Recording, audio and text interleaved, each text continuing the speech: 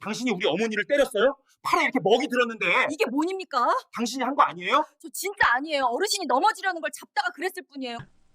이야기 시작 전에 잠시 지금 어디에서 이야기를 듣고 계신지 댓글로 알려주세요. 그곳에 오늘의 이야기처럼 따뜻한 기운이 머물길 바랍니다.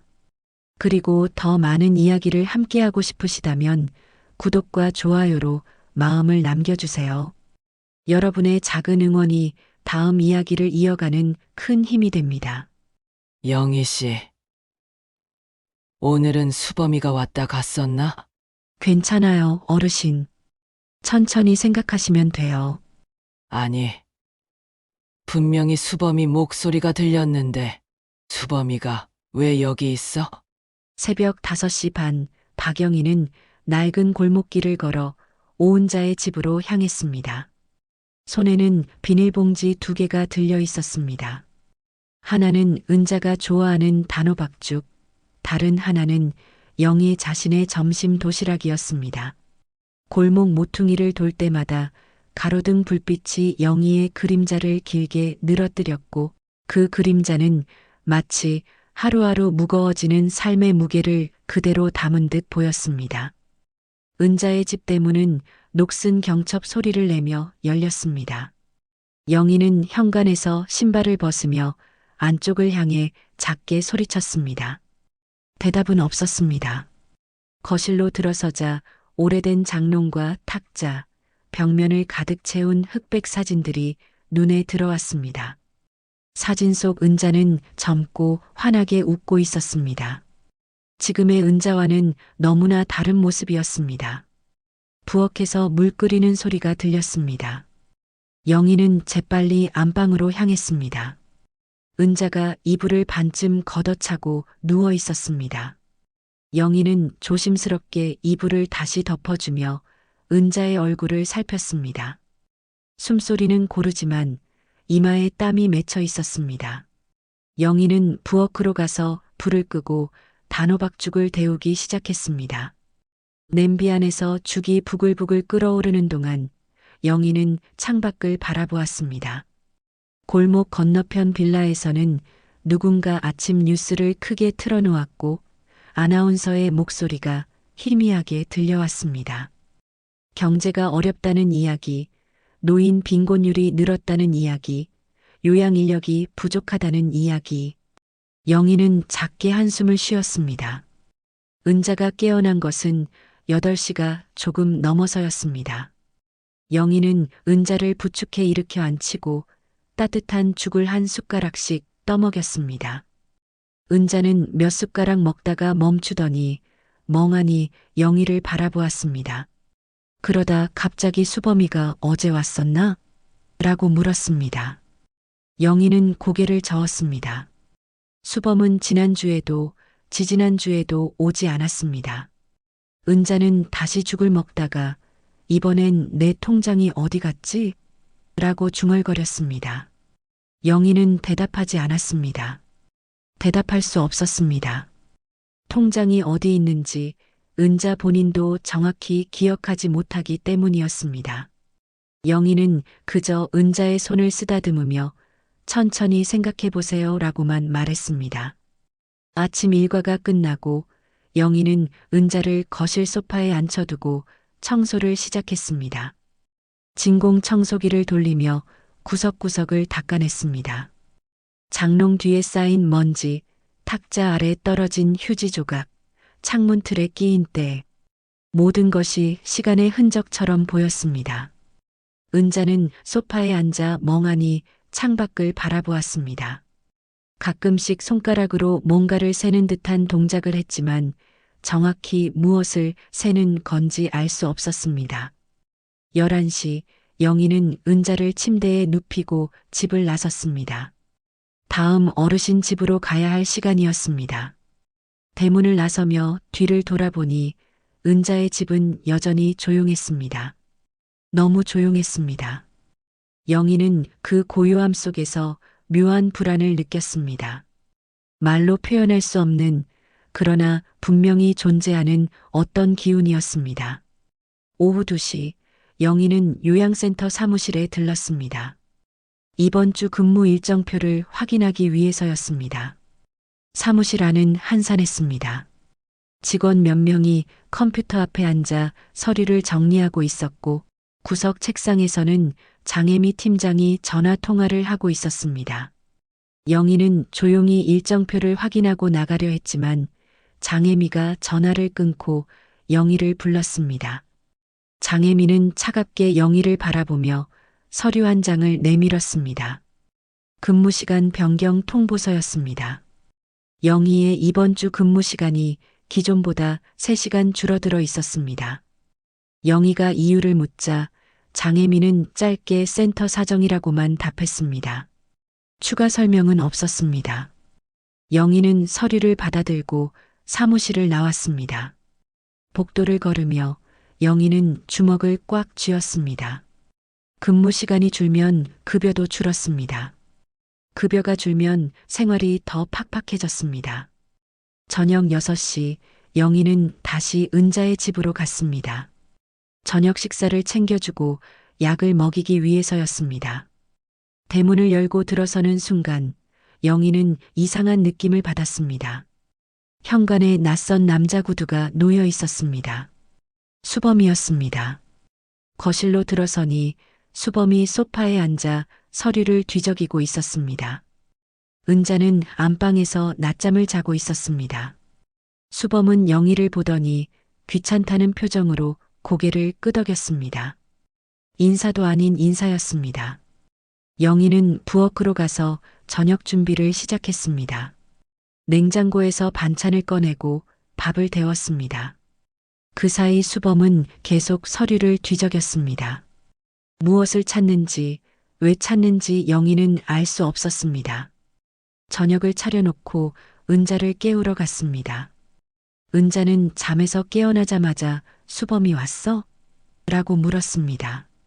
영희는 고개를 끄덕였습니다. 은자의 얼굴에 잠깐 기쁜 표정이 스쳤지만 곧 불안한 빛으로 바뀌었습니다. 영희는 은자를 부축해 거실로 데려갔습니다. 수범은 서류를 테이블 위에 던져놓고 무표정하게 은자를 바라보았습니다. 식사 내내 수범은 말이 없었습니다. 은자도 영희도 조용히 밥을 먹었습니다. 식탁 위에는 숟가락 부딪는 소리만 울렸습니다. 영희는 가끔씩 은자의 얼굴을 살폈습니다. 은자는 밥을 먹다 말다를 반복했고 자꾸 수범 쪽을 훔쳐보았습니다. 수범은 그런 은자를 무시한 채 휴대폰만 들여다보았습니다. 식사가 끝나고 영희가 설거지를 하는 동안 수범이 갑자기 말했습니다. 엄마 통장이랑 도장 어디 있어요? 은자는 대답하지 못했습니다. 기억이 나지 않는 것이었습니다. 수범은 짜증스럽게 혀를 찼습니다. 맨날 잊어버리시네. 그러니까 제대로 된 시설에 들어가셔야 한다니까요. 은자는 고개를 떨구었습니다. 영희는 설거지를 마치고 수범을 향해 조심스럽게 말했습니다. 어르신 기억력이 많이 안 좋아지셨어요. 병원 한번 모시고 가시는 게. 수범이 영희의 말을 잘랐습니다. 그런 건 제가 알아서 할 테니까 신경 쓰지 마세요. 영희는 더 이상 말하지 않았습니다. 수범은 은자에게 다시 한번 통장과 도장 위치를 물었지만 은자는 여전히 대답하지 못했습니다. 수범은 자리에서 일어나며 다음에 다시 올게요라고 말하고 집을 나갔습니다. 현관문이 닫히는 소리가 유난히 크게 들렸습니다. 영희는 은자를 침대에 눕히고 불을 껐습니다. 은자는 어둠 속에서 작게 중얼거렸습니다. 영희 씨, 수범이가 뭘 가져갔나? 영희는 대답할 수 없었습니다. 정확히 무엇이 사라졌는지 영희도 알지 못했습니다. 다만 이 집안에서 무언가 잘못되어 가고 있다는 느낌만이 짙게 남았습니다. 집으로 돌아가는 길, 영희는 골목길을 천천히 걸었습니다. 거리는 어두웠고 가로등 몇 개는 깜빡거렸습니다. 영희는 하늘을 올려다보았습니다. 별은 보이지 않았습니다. 도시의 불빛이 별을 모두 가려버린 밤이었습니다. 영희는 문득 생각했습니다. 나이 들어도 사람답게 살 수 있을까? 존중받으며 살 수 있을까? 그 질문에 대한 답은 아직 찾지 못했습니다. 사흘 뒤 영희가 은자의 집 문을 열었을 때 은자는 소파에 앉아 있었습니다. 평소와 다름없는 모습이었지만 은자의 왼쪽 팔에 선명한 보라색 피멍이 들어 있었습니다. 영희는 재빨리 은자 곁으로 다가가 팔을 살폈습니다. 피멍은 손목에서 팔꿈치까지 길게 이어져 있었습니다. 누군가 강하게 잡아당긴 흔적처럼 보였습니다. 영희는 조심스럽게 물었습니다. 누가 그랬냐고, 언제 다쳤냐고. 은자는 멍하니 자신의 팔을 바라보다가 고개를 저었습니다. 기억나지 않는다고 했습니다. 영희는 은자의 옷을 조금 걷어 올렸습니다. 옆구리에도 작은 멍 자국이 여러 개 있었습니다. 영희의 얼굴이 굳어졌습니다. 영희는 즉시 요양센터에 전화를 걸었습니다. 상황을 보고하고 필요하면 병원에 모시고 가겠다고 말했습니다. 전화를 받은 직원은 일단 사진 찍어서 보내라고만 했습니다. 영희는 휴대폰으로 은자의 팔과 옆구리를 촬영했습니다. 사진 속 피멍은 실제보다 더 충격적으로 보였습니다. 영희는 사진을 센터로 전송하고 은자에게 죽을 끓여 주었습니다. 은자는 죽을 먹으면서도 계속 자신의 팔을 만졌습니다. 아프지는 않아라고 말했지만 표정은 불안해 보였습니다. 영희는 은자를 안심시키려 했지만 자신부터 불안했습니다. 이 멍이 어디서 왔는지, 누가 이렇게 만들었는지 알 수 없었기 때문이었습니다. 오후 4시 영희는 요양센터로 복귀했습니다. 일정표를 확인하고 내일 방문할 어르신 명단을 받기 위해서였습니다. 사무실에 들어서자 장혜미 팀장이 영희를 기다리고 있었습니다.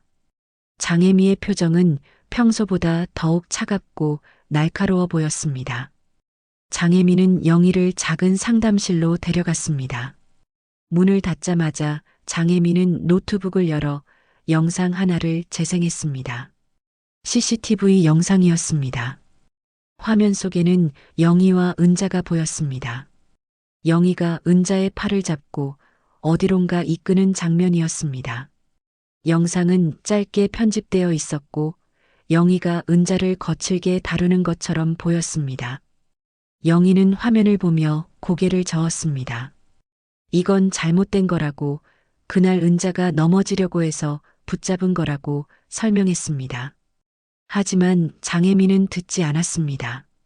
장혜미는 노트북을 닫고 서류 2장을 꺼냈습니다. 하나는 자진 사직서, 다른 하나는 책임 인정 확인서였습니다.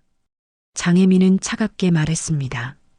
이 영상이 어르신 가족에게 전달되면 큰 문제가 될 거라고, 그러니 조용히 정리하는 게 서로에게 좋다고.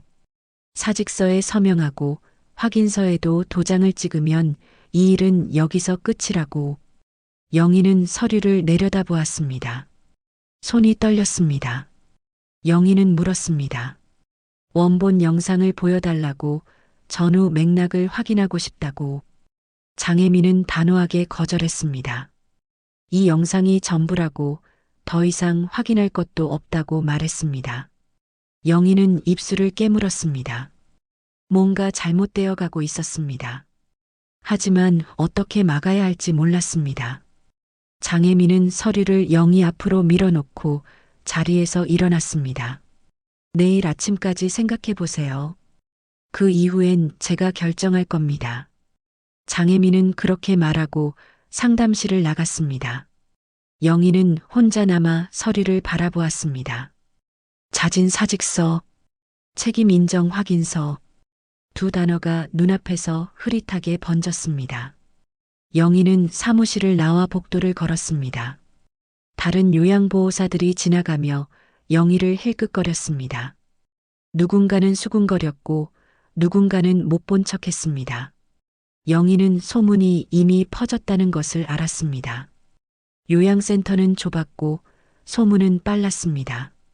저녁 6시 영희는 은자의 집으로 다시 갔습니다. 저녁 식사를 챙겨주기 위해서였습니다.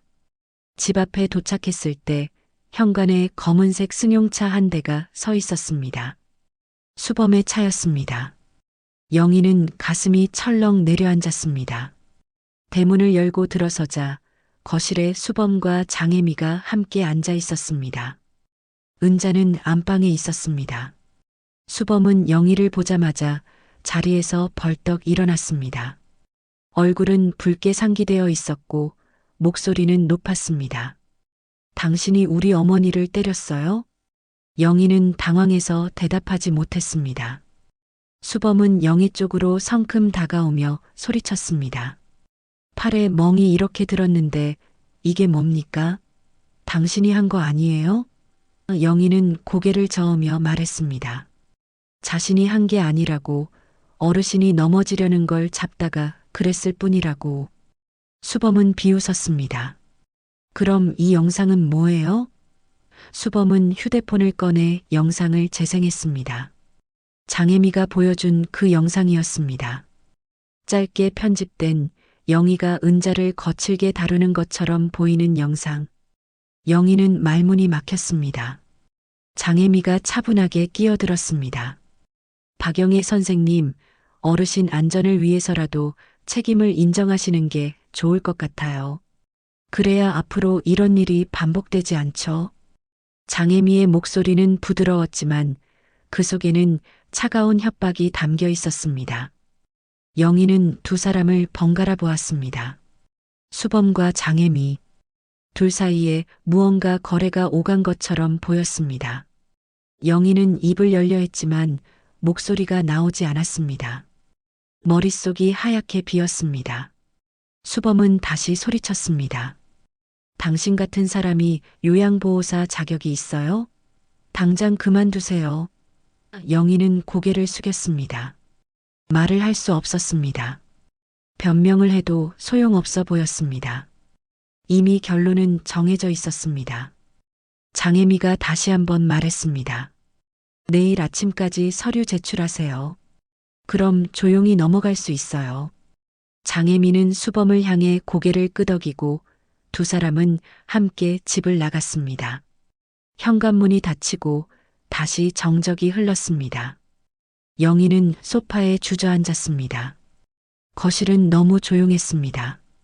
은자는 여전히 안방에 있었고 영희는 혼자였습니다.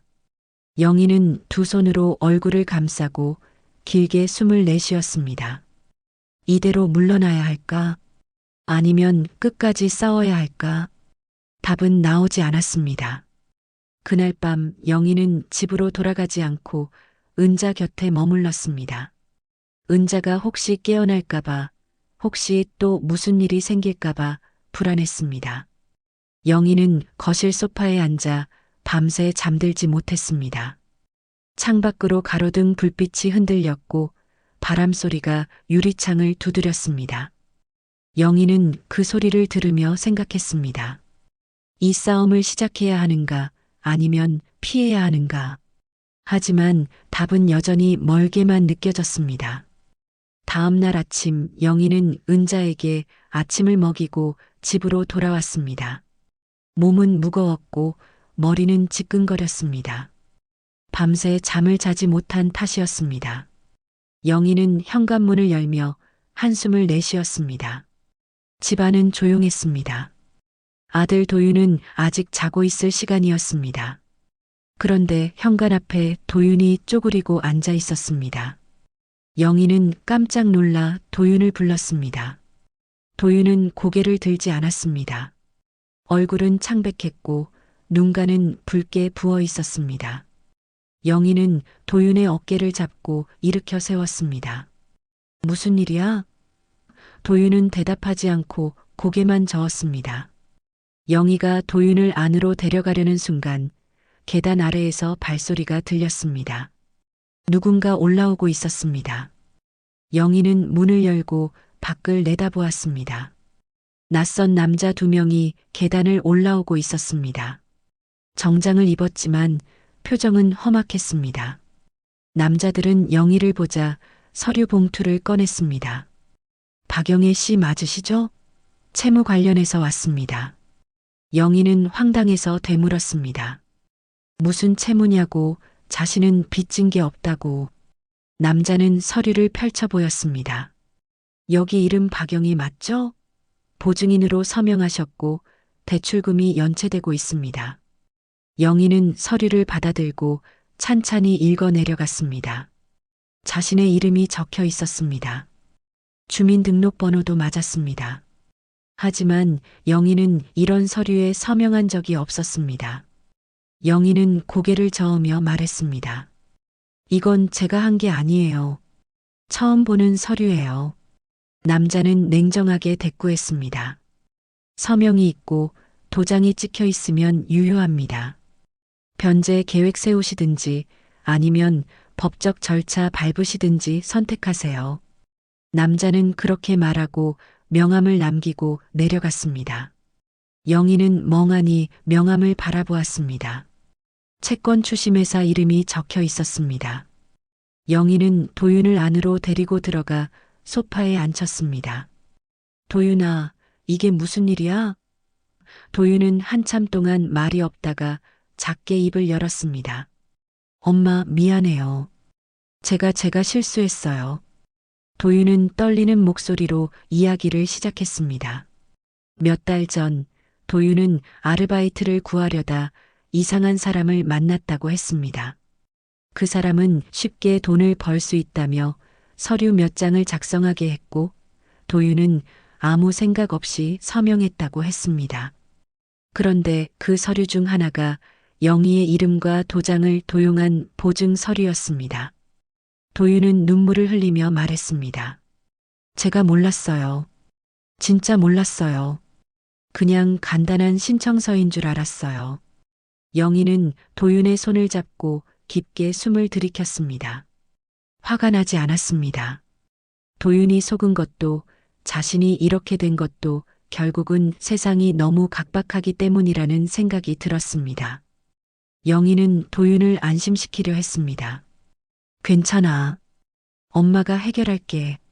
하지만 영희 자신도 어떻게 해결해야 할지 막막했습니다. 돈은 없었고 시간은 없었고 믿을 사람도 없었습니다. 그날 오후 영희는 은행에 갔습니다. 서류를 들고 상담원을 만났습니다. 상담원은 서류를 확인하더니 고개를 저었습니다. 서명과 도장이 있으면 법적으로 유효합니다. 도용이라고 주장하시려면 경찰 신고부터 하셔야 해요. 영희는 경찰서 위치를 물었고 상담원은 친절하게 알려주었습니다. 영희는 경찰서로 향했습니다.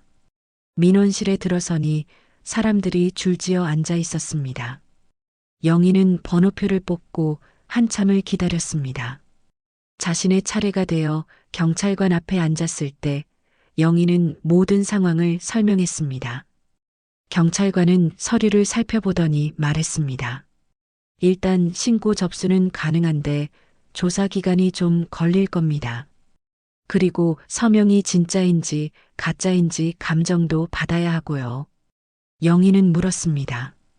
얼마나 걸려요? 경찰관은 답했습니다. 빠르면 한두 달, 길면 서너 달이요. 영희는 고개를 떨구었습니다. 그 시간 동안 빚은 계속 불어날 것이고 채권 추심은 멈추지 않을 것이었습니다. 영희는 경찰서를 나와 골목길을 걸었습니다. 해가 기울고 있었습니다. 거리에는 퇴근하는 사람들이 바삐 지나갔습니다. 영희는 그 사람들 사이에서 혼자 멈춰 서 있었습니다. 세상은 계속 돌아가는데 자신만 멈춰 있는 것 같았습니다. 집으로 돌아오니 도윤은 방에 틀어박혀 있었습니다. 영희는 문을 두드렸지만 대답이 없었습니다. 영희는 부엌으로 가서 저녁을 준비했습니다. 냉장고에는 달랑 김치와 계란 몇 개만 남아 있었습니다. 영희는 계란 2개를 깨서 프라이를 했습니다. 밥은 어제 남은 것을 데웠습니다. 저녁을 차려놓고 도윤을 불렀습니다. 도윤은 나오지 않았습니다. 영희는 혼자 밥을 먹었습니다. 밥알은 목에 걸렸고 반찬은 짰습니다. 영희는 억지로 밥 한 그릇을 비우고 설거지를 했습니다. 설거지를 하면서 눈물이 났습니다. 영희는 소리 없이 울었습니다. 밤이 깊어지고 영희는 거실 소파에 누워 천장을 바라보았습니다. 형광등이 깜빡거렸습니다. 오래전부터 고장 난 형광등이었지만 고칠 돈이 없어서 그대로 두었습니다. 영희는 형광등을 보며 생각했습니다. 이 나이에 무슨 힘으로 싸우나. 그냥 다 내려놓고 싶었습니다. 하지만 은자의 얼굴이 자꾸 떠올랐습니다. 은자의 팔에 난 멍, 은자의 불안한 표정, 은자가 중얼거린 말들. 수범이가 내 통장 가져갔어. 영희는 눈을 감았습니다. 이대로 물러나면 안 된다는 마음이 조금씩, 아주 조금씩 자라나기 시작했습니다. 영희는 휴대폰을 꺼내 요양센터 번호를 눌렀습니다. 하지만 통화 버튼을 누르지 못했습니다. 전화를 걸어도 소용없을 것 같았습니다. 장혜미는 이미 결론을 내렸고 영희는 이미 누명을 쓴 사람이었습니다. 영희는 휴대폰을 내려놓고 다시 천장을 바라보았습니다. 자정이 넘어서 도윤이 방에서 나왔습니다. 도윤은 영희 곁에 앉아 말했습니다. 엄마, 제가 경찰서 가서 다 말할게요. 제가 잘못한 거니까. 영희는 도윤의 손을 잡고 말했습니다. 아니야. 엄마가 할게. 넌 걱정하지 마. 도윤은 영희를 꼭 안았습니다. 영희는 도윤의 등을 쓰다듬으며 눈물을 참았습니다. 그날 밤 영희는 잠들지 못했습니다. 창밖에서는 바람이 불었고 나뭇가지가 창문을 긁었습니다. 영희는 그 소리를 들으며 생각했습니다. 싸움을 시작할 것인가 아니면 물러날 것인가. 하지만 마음속 깊은 곳에서는 이미 답이 정해져 있었습니다. 영희는 싸우기로 결심했습니다. 이 나이에 이 상황에서도 끝까지 사람답게 살기 위해. 사흘이 지났습니다. 영희는 요양센터에 자진 사직서를 제출하지 않았습니다. 장혜미는 여러 차례 전화를 걸어 재촉했지만 영희는 계속 시간을 달라고만 말했습니다. 장혜미의 목소리는 점점 날카로워졌고 마지막 전화에서는 오늘 안에 결정 안 하시면 저희가 조치 취할 겁니다라고 경고했습니다. 영희는 그날도 은자의 집으로 향했습니다. 아침 일찍 도착해야 은자에게 아침 식사를 챙겨줄 수 있었습니다. 골목길을 걸으며 영희는 무거운 마음을 애써 가라앉혔습니다. 은자를 만나면 웃어야 했습니다. 어르신 앞에서 불안한 모습을 보일 수 없었습니다. 은자의 집 대문 앞에 도착했을 때 영희는 이상한 느낌을 받았습니다. 대문이 반쯤 열려 있었습니다. 평소 은자는 대문을 꼭 닫아두는 사람이었습니다. 영희는 가슴이 철렁했습니다. 영희는 조심스럽게 대문을 밀고 안으로 들어갔습니다. 현관문도 열려 있었습니다. 영희는 빠르게 신발을 벗고 안으로 들어갔습니다. 거실에 불이 켜져 있었고 그 한가운데 은자가 쓰러져 있었습니다. 영희는 달려가 은자를 불렀습니다. 어르신, 어르신. 은자는 눈을 감고 있었고 호흡은 약했습니다. 영희는 즉시 휴대폰을 꺼내 구급차를 불렀습니다. 전화를 받은 상담원이 상황을 물었고 영희는 떨리는 목소리로 대답했습니다. 어르신이 쓰러져 계세요. 의식이 없어요. 빨리 와주세요. 상담원은 주소를 확인하고 곧 출동하겠다고 말했습니다. 영희는 은자의 손을 잡고 계속 말을 걸었습니다. 어르신 괜찮으세요? 곧 도착할 거예요. 조금만 버티세요. 은자는 희미하게 눈을 떴지만 초점이 맞지 않았습니다. 영희는 은자의 이마를 짚어보았습니다. 열이 높았습니다. 구급차가 도착하는데 10분이 걸렸습니다. 영희에게는 1시간처럼 느껴졌습니다. 구급대원들이 들어와 은자를 들것에 옮겼습니다. 영희는 은자와 함께 구급차에 올랐습니다. 구급차는 사이렌을 울리며 병원으로 향했습니다. 병원 응급실에 도착하자 의료진이 은자를 진료실로 데려갔습니다. 영희는 복도에 남아 기다렸습니다. 시간이 느리게 흘렀습니다. 영희는 벽에 기대어 서서 눈을 감았습니다. 머릿속이 복잡했습니다. 은자에게 무슨 일이 생긴 걸까? 왜 대문이 열려 있었을까? 1시간 뒤 의사가 나와 영희를 불렀습니다. 보호자이신가요? 영희는 고개를 저었습니다. 요양보호사입니다. 의사는 잠시 망설이다가 말을 이었습니다. 환자분이 탈수 증상이 심하고 영양 상태도 좋지 않습니다. 일단 입원 치료가 필요해요. 영희는 고개를 끄덕였습니다. 보호자에게 연락해야 하는데 연락처를 아세요? 영희는 수범의 번호를 알려주었습니다. 의사는 병원에서 연락하겠다고 말하고 돌아갔습니다. 영희는 다시 복도 의자에 앉았습니다. 입원 수속을 밟는 동안 영희는 은자의 병원비를 먼저 결제했습니다. 자신의 카드로 긁었습니다. 카드 승인 문자가 왔고 한도가 절반 넘게 차버렸습니다. 영희는 한숨을 쉬었습니다. 나중에 수범에게 돌려받아야 했습니다. 은자가 병실로 옮겨진 뒤 영희는 병실에 들어가 은자를 지켜보았습니다. 은자는 링거를 맞으며 잠들어 있었습니다. 얼굴은 창백했고 숨소리는 여전히 약했습니다. 영희는 은자의 손을 잡고 말했습니다. 괜찮아요. 이제 괜찮아요. 저녁 무렵 수범이 병원에 도착했습니다. 수범은 병실 문을 열고 들어오더니 은자를 보고는 짜증스럽게 말했습니다. 이게 무슨 일이에요? 영희는 차분하게 상황을 설명했습니다. 집에 쓰러져 계셔서 구급차를 불렀고 지금은 안정되었다고. 수범은 영희를 노려보며 말했습니다. 왜 멋대로 병원에 모셨어요? 제 허락 받았어요? 영희는 황당해서 되물었습니다. 어르신이 쓰러져 계셨는데 허락을 받아요? 수범은 코웃음을 쳤습니다. 어쨌든 제 허락 없이 한 일이잖아요. 수범은 병실을 나가며 간호사에게 병원비 내역을 달라고 요구했습니다. 간호사는 내역을 출력해 주었고 수범은 내역을 보더니 영희에게 물었습니다. 이거 누가 냈어요? 영희는 대답했습니다. 제가 먼저 결제했습니다. 수범은 비웃었습니다. 참 친절하시네요. 나중에 돌려드릴게요. 수범은 그렇게 말하고 병원을 떠났습니다.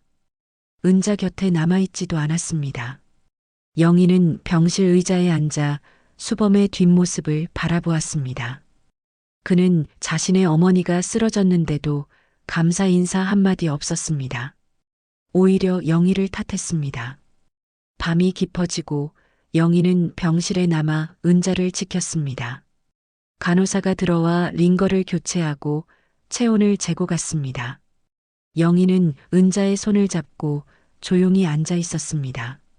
창밖으로 병원 불빛이 반짝였고 복도에서는 가끔 발소리가 들렸습니다. 다음 날 아침 장혜미에게서 전화가 왔습니다.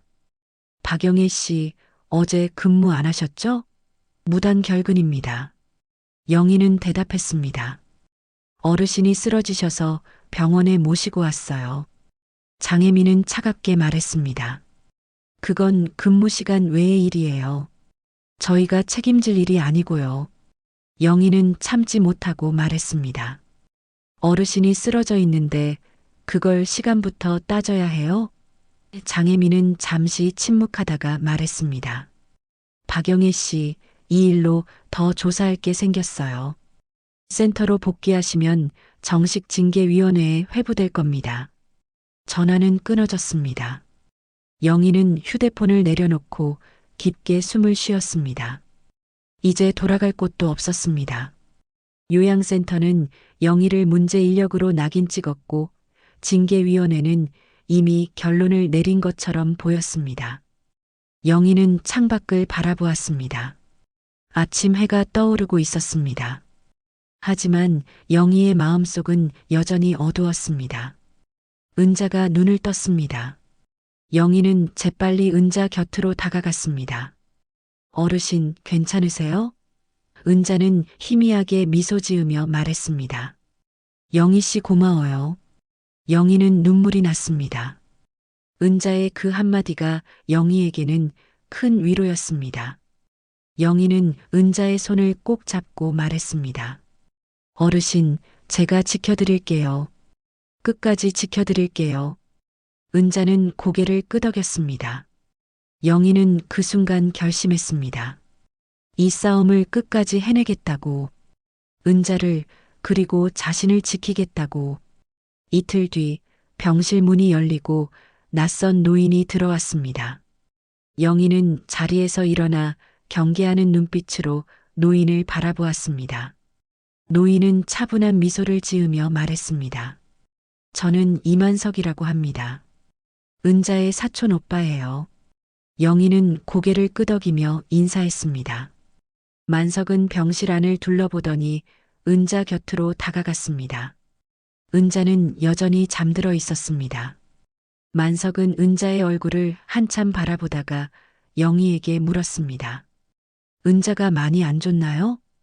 영희는 상황을 설명했습니다. 집에 쓰러져 있었고 탈수와 영양실조 증상이 있었다고. 지금은 많이 나아졌지만 아직 완전히 회복되지 않았다고. 만석은 고개를 끄덕이며 말했습니다. 그동안 은자를 돌봐주셔서 감사합니다. 만석은 의자에 앉아 영희에게 차분히 물었습니다. 은자가 평소에 제 이야기를 했나요? 영희는 고개를 저었습니다. 어르신 얘기는 들어본 적 없어요. 만석은 작게 웃었습니다. 그럴 줄 알았어요. 은자는 말이 많은 사람이 아니니까요.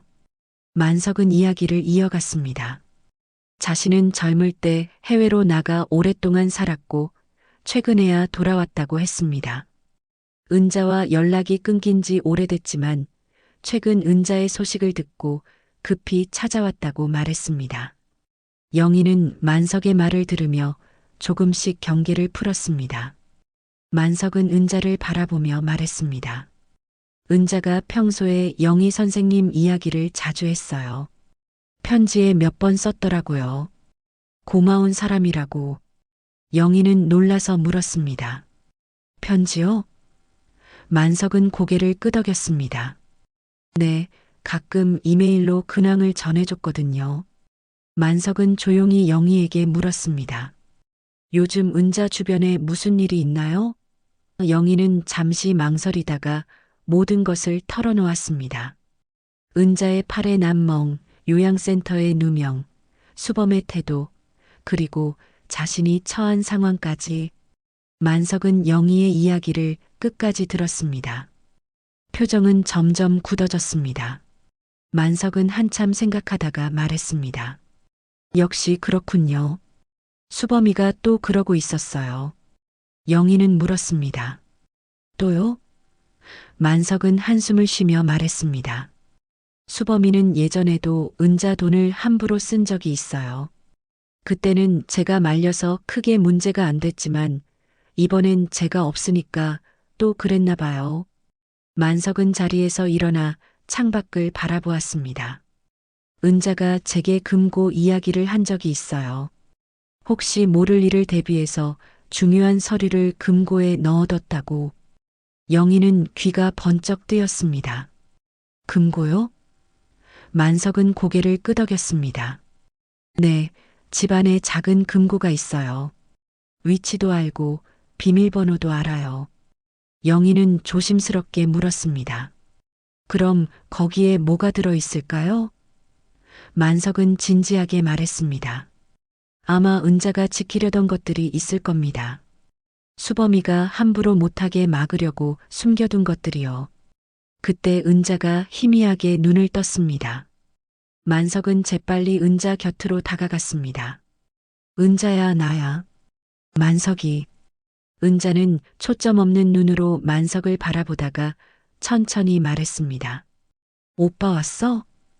만석은 은자의 손을 잡고 말했습니다. 응, 왔어. 걱정 마. 은자는 힘겹게 말을 이어갔습니다. 수범이가 내 통장 내 도장 다 가져갔어. 만석은 고개를 끄덕였습니다. 알아. 내가 다 알아볼게. 은자는 다시 눈을 감았습니다. 숨소리가 고르게 돌아왔습니다. 만석은 영희를 바라보며 말했습니다. 지금 은자 집에 가봐야겠어요. 금고를 열어야 해요.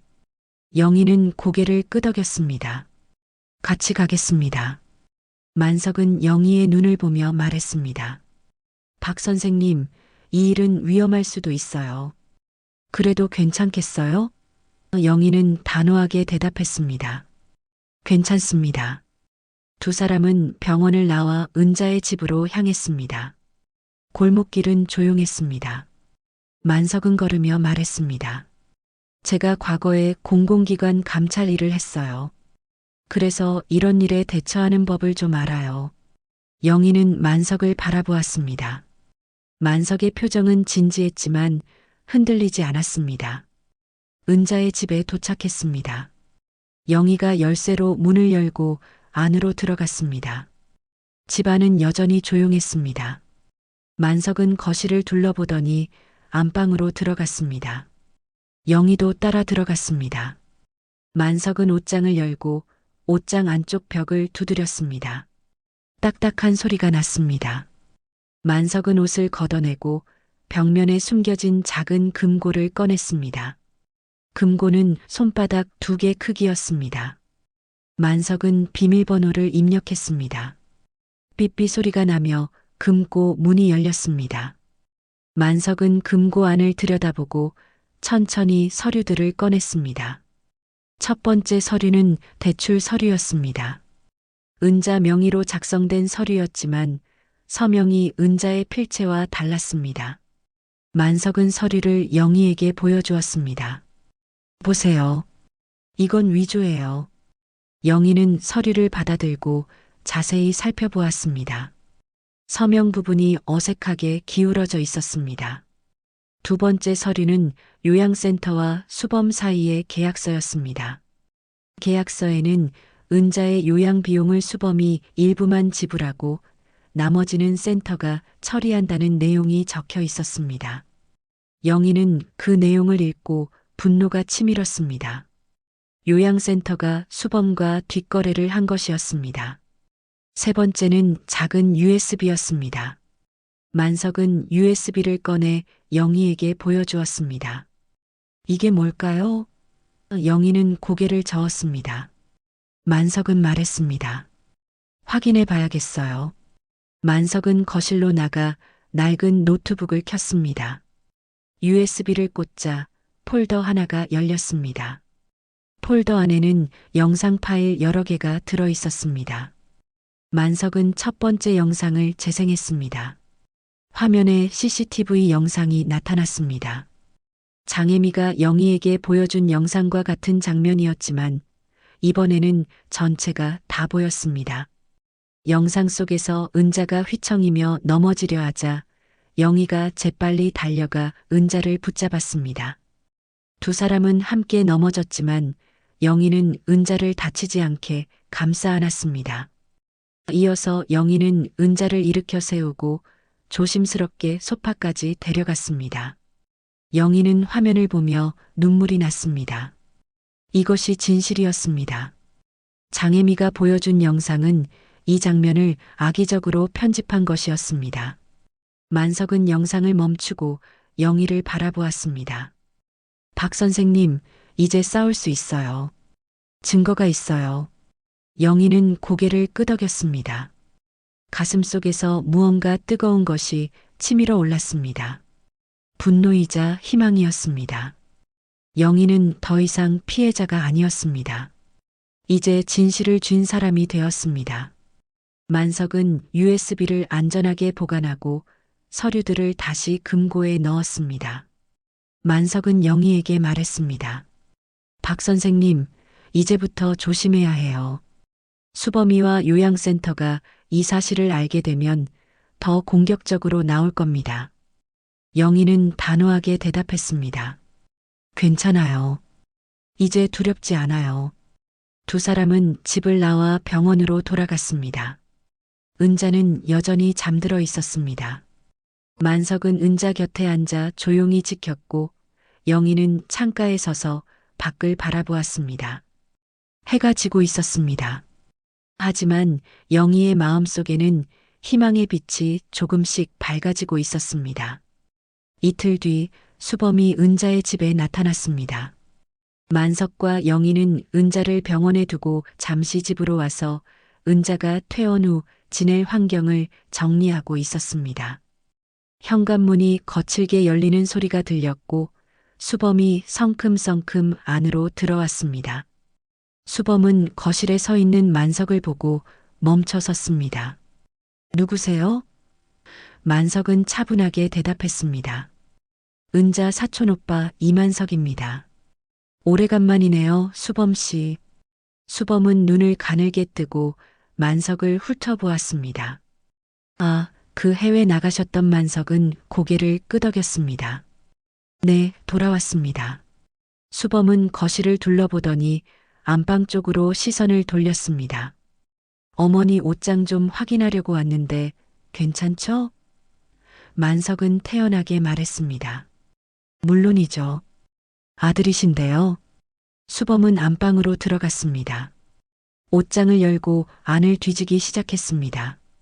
영희는 부엌에서 그 모습을 지켜보았습니다. 수범의 손이 옷장 안쪽 벽을 더듬었습니다. 금고가 있던 자리였습니다. 수범의 표정이 굳어졌습니다. 수범은 거실로 나와 만석을 날카롭게 바라보았습니다. 금고 어디 갔어요? 만석은 천천히 대답했습니다. 은자가 맡겨둔 물건이 있어서 제가 보관하고 있습니다. 수범은 목소리를 높였습니다. 그게 무슨 권한으로 그래요? 그건 우리 집 물건이에요. 만석은 침착하게 말했습니다. 은자 본인이 제게 맡긴 겁니다. 문제될 게 없죠. 수범은 주먹을 불끈 쥐었습니다. 당장 돌려주세요. 안 그러면 경찰 부를 겁니다. 만석은 미소를 지었습니다. 경찰을 부르시든지 하세요. 저도 할 말이 많으니까요. 수범은 잠시 만석을 노려보다가 영희를 향해 돌아섰습니다. 박영애 씨, 당신도 여기 왜 있어요? 이미 징계 대상자인데 어르신 집에 함부로 들어오면 안 되는 거 아니에요? 영희는 차분하게 대답했습니다. 어르신이 퇴원하실 준비를 돕고 있습니다. 수범은 코웃음을 쳤습니다. 참 열심히도 하시네요. 그런데 말이죠, 박영애 씨.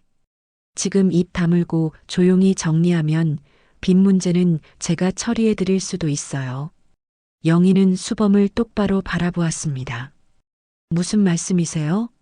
수범은 주머니에서 서류를 꺼냈습니다. 영의 명의로 된 대출 보증 서류였습니다. 이거요.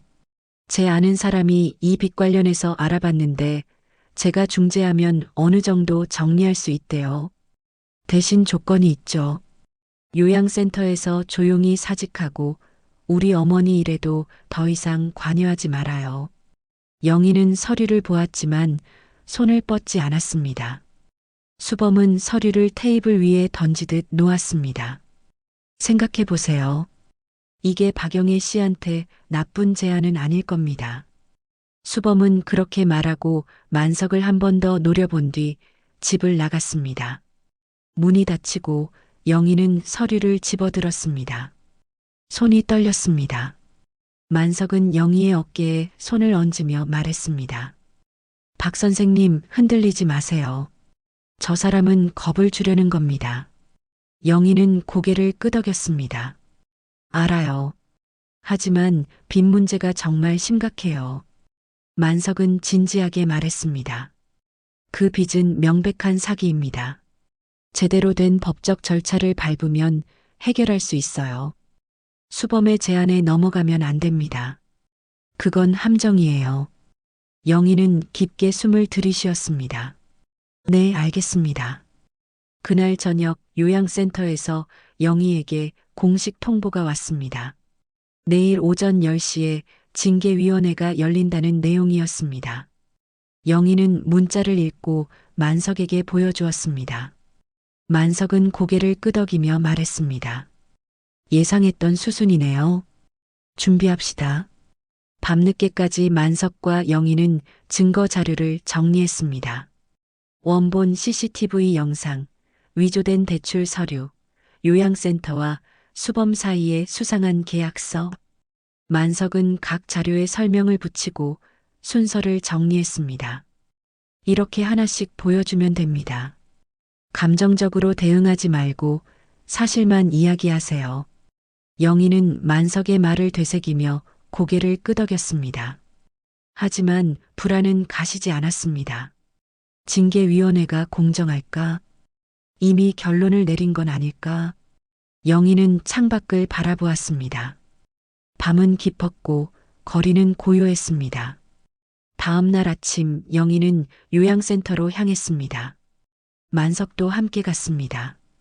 센터 건물 앞에 도착했을 때 장혜미가 현관에 서 있었습니다. 장혜미는 만석을 보고 눈썹을 치켜 올렸습니다. 누구신데요? 만석은 정중하게 대답했습니다.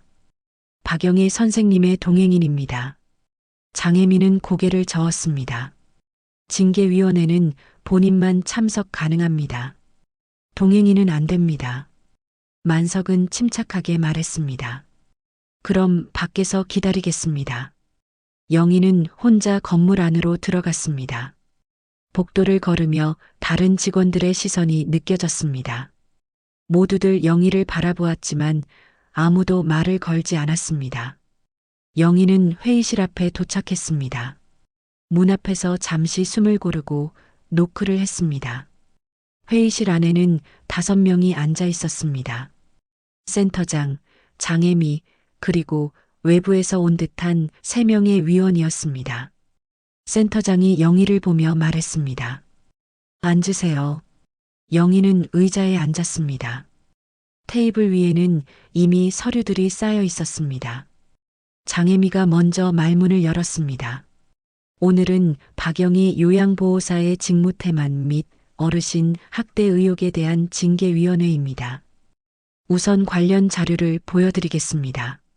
장혜미는 노트북을 열고 편집된 CCTV 영상을 재생했습니다. 영상이 끝나고 한 위원이 물었습니다. 박영애 선생님, 이 영상에 대해 어떻게 생각하십니까? 영희는 차분하게 대답했습니다. 이 영상은 편집된 겁니다.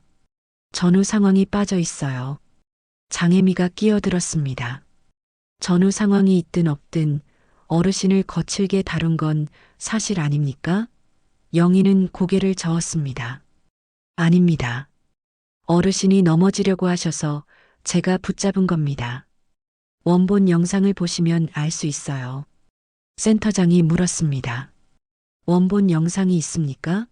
영희는 USB를 꺼내 테이블 위에 놓았습니다. 여기 있습니다. 장혜미의 표정이 순간 굳어졌습니다. 센터장은 USB를 받아들고 노트북에 연결했습니다.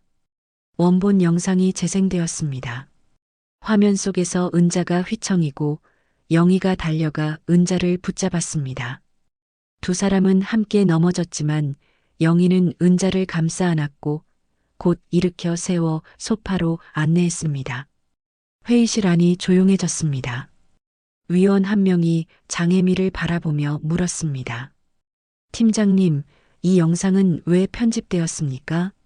장혜미는 당황한 표정으로 대답했습니다. 저는 이 영상을 가족분께 받은 그대로 사용했습니다. 영희는 이어서 말했습니다. 그리고 제 근무 기록도 확인해 주세요.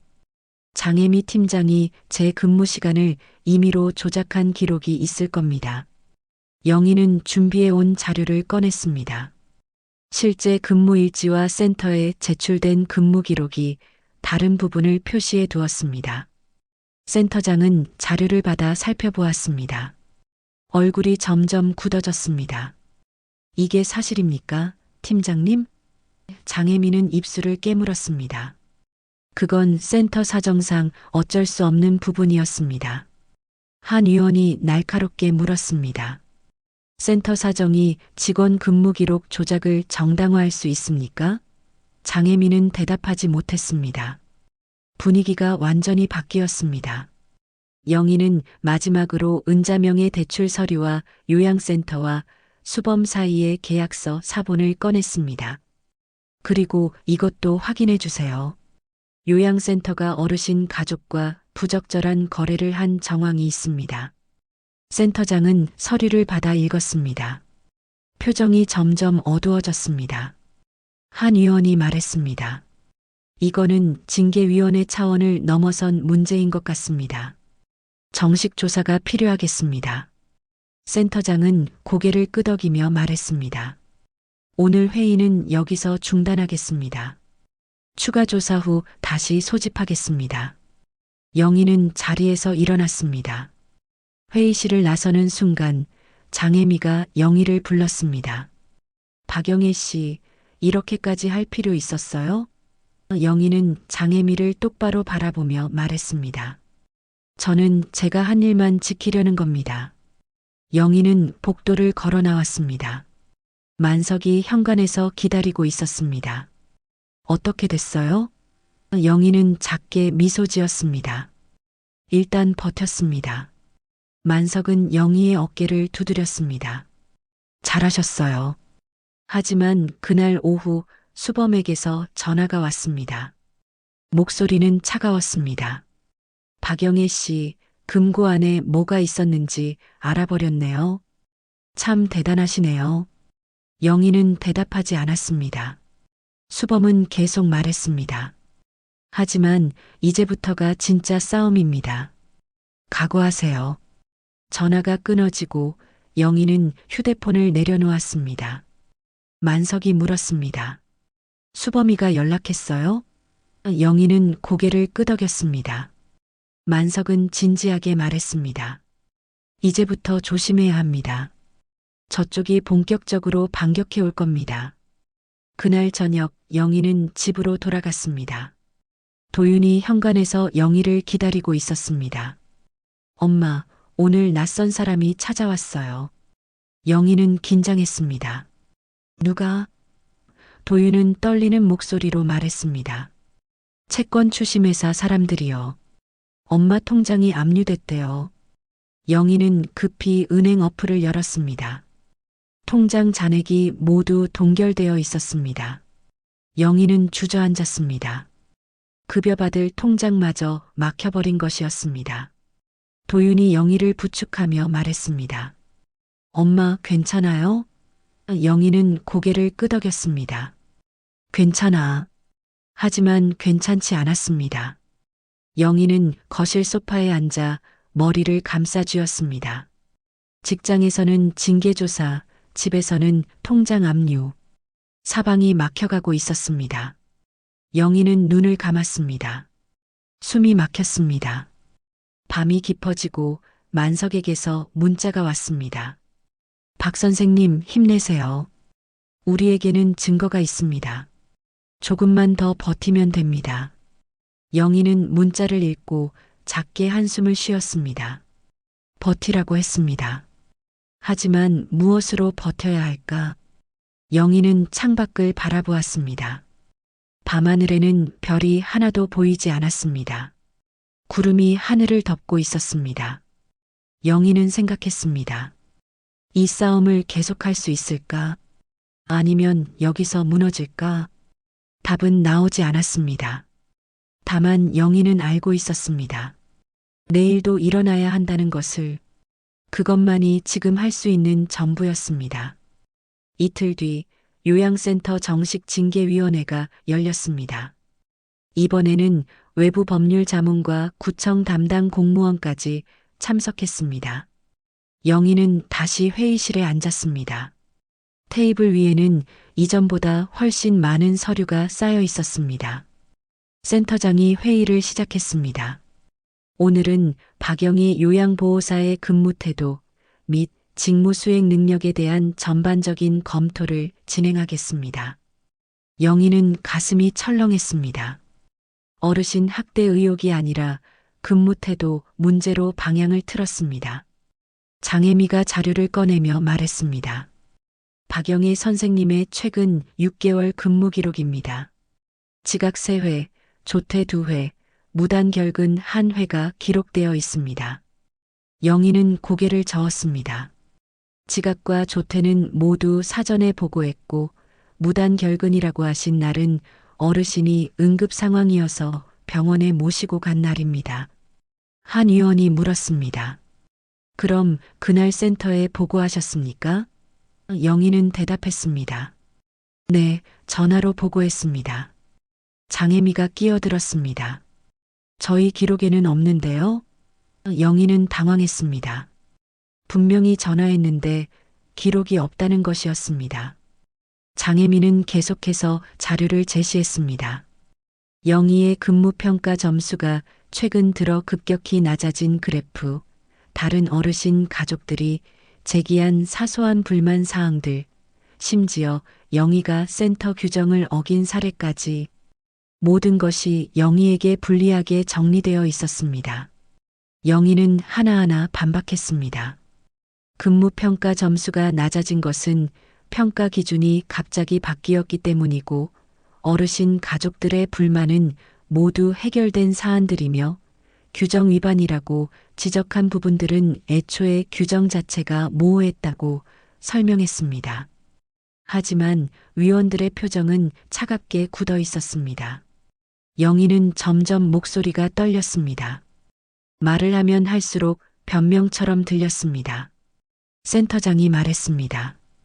박영희 선생님, 이 모든 정황을 볼 때 센터에서 계속 근무하시기 어려울 것 같습니다. 영희는 마지막으로 말했습니다. 원본 CCTV는 보셨잖아요. 제가 어르신을 학대하지 않았다는 것도 확인되었고요.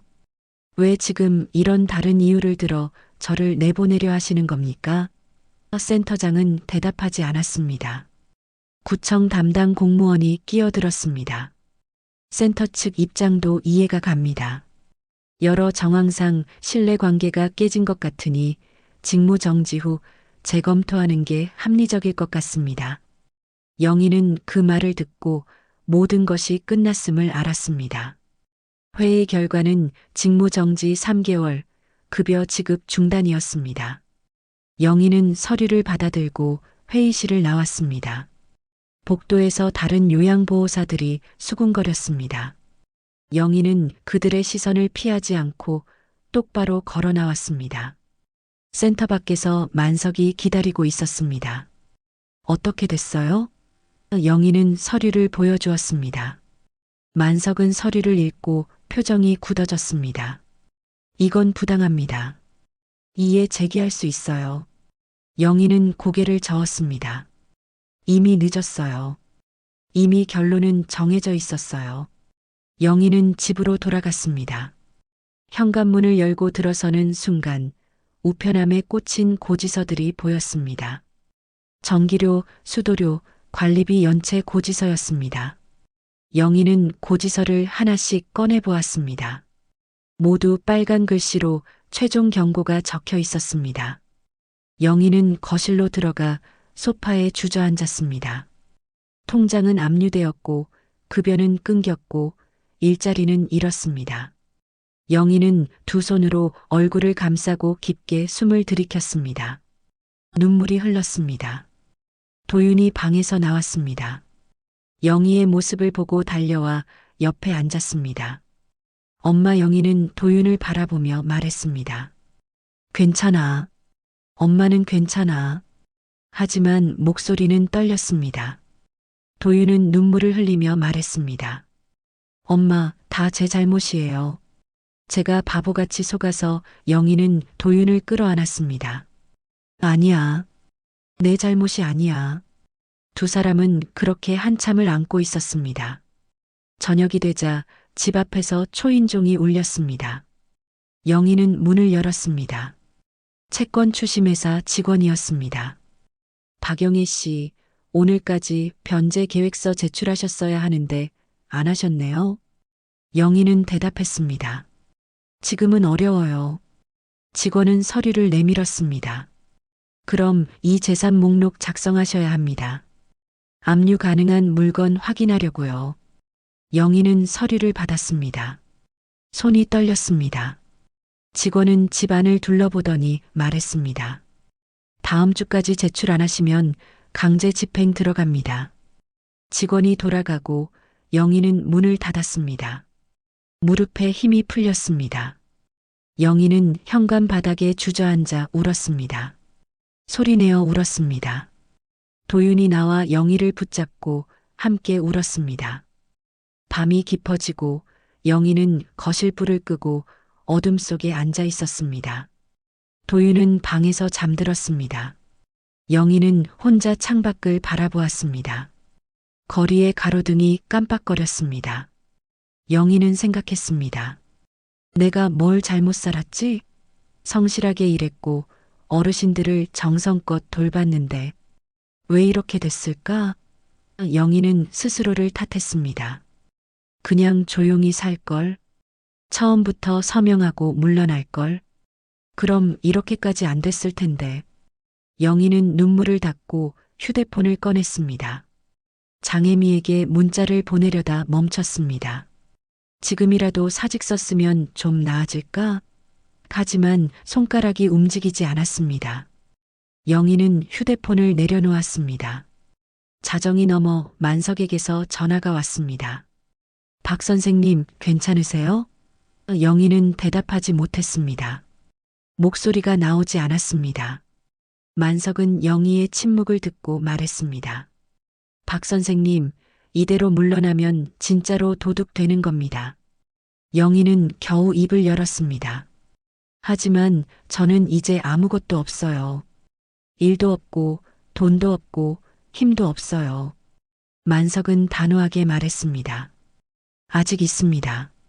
증거가 있고 진실이 있고 포기하지 않는 마음이 있습니다. 영희는 눈물을 흘리며 물었습니다. 그걸로 충분할까요? 만석은 대답했습니다. 충분합니다. 박 선생님, 조금만 더 버티세요. 제가 방법을 찾아볼게요. 전화는 끊어졌습니다. 영희는 휴대폰을 가슴에 안고 어둠 속에 앉아 있었습니다. 밖에서는 바람 소리가 들렸습니다. 창문이 덜컹거렸습니다. 영희는 생각했습니다. 버티라고 하는데 무엇으로 버티지?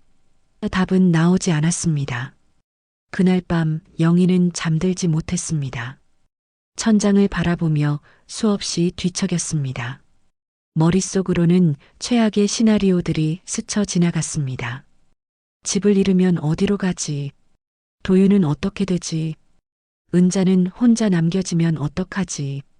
새벽 4시 영희는 일어나 거실로 나왔습니다. 냉장고를 열었습니다. 계란 2개와 김치만 남아 있었습니다. 영희는 냉장고 문을 닫고 식탁에 앉았습니다. 식탁 위에는 고지서들이 쌓여 있었습니다. 영희는 고지서를 한 장씩 넘겨보았습니다. 이 나이에 무슨 힘으로 싸우나. 영희는 중얼거렸습니다. 그냥 다 내려놓고 어디론가 사라지고 싶다. 하지만 영희는 알고 있었습니다. 사라질 곳도 없다는 것을. 도윤이 있고 은자가 있고 지켜야 할 것들이 있다는 것을. 동이 트기 시작했습니다. 창밖으로 희미한 빛이 들어왔습니다. 영희는 창가에 서서 하늘을 바라보았습니다. 구름 사이로 햇빛이 조금씩 스며들었습니다. 영희는 그 빛을 보며 생각했습니다. 한 번만 더, 딱 한 번만 더 해보자. 영희는 만석의 말을 떠올렸습니다. 이대로 물러나면 진짜로 도둑 되는 거요. 영희는 주먹을 쥐었습니다. 그래, 물러나지 말자. 최소한 내가 한 일만큼은 지켜내자. 작은 결심이었지만 영희에게는 다시 일어설 수 있는 힘이었습니다. 새벽 영희는 스스로 결심했습니다. 물러나지 않기로. 적어도 자신이 한 일만큼은, 은자와 함께한 시간만큼은 지켜내기로. 영희는 도윤에게 아침을 차려주고 병원으로 향했습니다. 은자의 병실에 도착하니 은자가 깨어 있었습니다. 의식이 많이 돌아온 상태였습니다. 은자는 영희를 보고 희미하게 웃었습니다. 영희 씨 힘들지? 영희는 고개를 저었습니다. 아니에요. 괜찮아요. 만석도 병실에 있었습니다. 만석은 영희를 보며 물었습니다. 어젯밤 생각해 보셨어요? 영희는 고개를 끄덕였습니다. 네. 끝까지 해보기로 했어요. 만석은 미소 지었습니다. 잘 결정하셨습니다. 만석은 의자를 당겨 앉으며 말했습니다. 저도 밤새 생각해 봤습니다. 이제 우리가 해야 할 일을 정리해야 해요. 만석은 노트를 꺼내 펜을 들었습니다. 첫째, 증거를 더 확실하게 만들어야 합니다. 둘째, 법적 절차를 정확히 밟아야 합니다. 셋째, 우리 편을 늘려야 합니다. 영희는 물었습니다. 우리 편이요? 만석은 고개를 끄덕였습니다. 네. 혼자서는 이길 수 없어요. 함께할 사람이 필요합니다. 영희는 고개를 저었습니다. 하지만 누가 도와주겠어요? 다들 저를 문제 일으킨 사람으로 보는데. 만석은 진지하게 말했습니다. 박 선생님만 이런 일 당하신 게 아닐 겁니다. 요양센터에서 부당한 일 겪은 사람들이 분명 더 있을 거예요. 영희는 잠시 생각했습니다. 맞는 말이었습니다. 센터에서 갑자기 근무 시간이 줄었던 동료들, 부당한 대우를 받고 조용히 떠난 사람들이 있었습니다. 은자가 힘겹게 말을 보탰습니다. 영희 씨 나도 도울게. 만석은 은자의 손을 잡았습니다. 은자야, 내가 가장 중요한 증인이야. 수범이가 내 통장이랑 도장 가져간 것 기억나는 대로 이야기해줘야 해. 은자는 고개를 끄덕이고 천천히 말하기 시작했습니다. 수범이가 작년 가을쯤 내 통장 빌려달래서 줬어. 그런데 안 돌려줘. 도장도 어느 날 갑자기 없어졌어. 만석은 은자의 말을 하나하나 노트에 적었습니다. 은자는 계속 기억을 더듬었습니다. 어느 날은 수범이가 서류 들고 와서 여기 도장 찍으래. 나는 뭔지 모르고 찍었어. 나중에 생각해보니 그게 대출 서류였나 봐. 영희는 은자의 손을 꼭 잡았습니다. 괜찮아요. 천천히 말씀하세요. 만석은 노트를 덮고 말했습니다. 이제 이 내용을 정식 진술서로 작성해야 합니다. 그리고 경찰에 고소장을 접수해야 해요. 영희는 물었습니다. 고소요? 만석은 고개를 끄덕였습니다. 네. 수범 씨의 서류 위조, 은자 재산 횡령, 그리고 요양센터의 근무 기록 조작과 부당 징계. 모두 법적 문제입니다. 영희는 불안했습니다. 하지만 고소하면 더 복잡해지지 않을까요? 만석은 단호하게 말했습니다. 이미 복잡합니다. 조용히 넘어가려 해도 저쪽에서 가만 안 둘 거예요. 차라리 우리가 먼저 법적 절차를 밟는 게 유리합니다. 그날 오후 만석과 영희는 경찰서로 갔습니다. 민원실에서 형사를 만나 모든 상황을 설명했습니다. 원본 CCTV, 위조된 서류, 은자의 진술, 요양센터에 조작된 근무 기록까지. 형사는 자료를 검토하며 고개를 끄덕였습니다. 일단 고소 접수는 가능합니다. 하지만 조사에 시간이 걸릴 겁니다. 영희는 물었습니다. 얼마나요? 형사는 대답했습니다. 빠르면 한 달, 늦으면 두세 달. 증거가 있으니까 그나마 빠를 거예요. 영희와 만석은 경찰서를 나왔습니다. 영희는 깊게 숨을 쉬었습니다.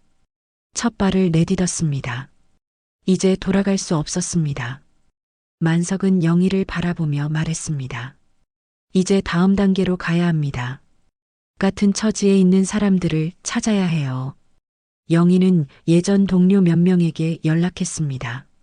센터를 그만둔 김선미, 갑자기 근무 시간이 줄었던 이정숙.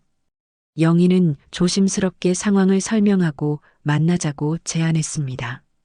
처음엔 망설이던 그들도 결국 만나기로 했습니다.